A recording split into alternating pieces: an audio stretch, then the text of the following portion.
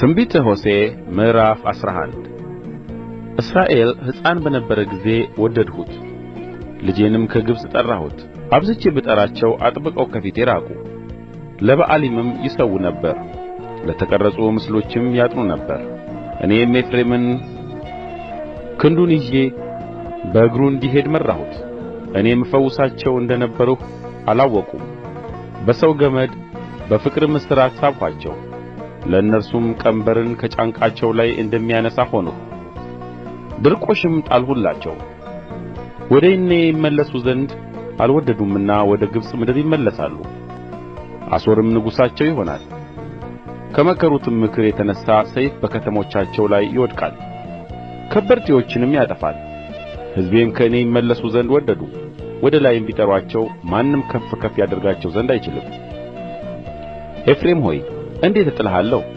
እስራኤል ሆይ እንዴትስ አሳልፌ እሰጥሃለሁ? እንዴትስ እንደ አዳማ እጥልሃለሁ? እንዴትስ እንደ ሲባዮ አደርግሃለሁ? ልቤ በውስጤ ተናውጣለች፣ ምሕረቴም ተነሥታለች።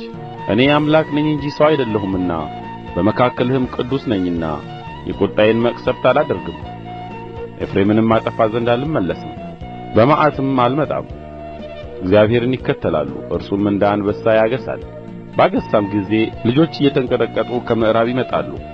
እንደ ወፍም ከግብጽ እንደ ርግብም ከአሦር ምድር እየተንቀጠቀጡ ይመጣሉ። በቤታቸውም አኖራቸዋለሁ ይላል እግዚአብሔር።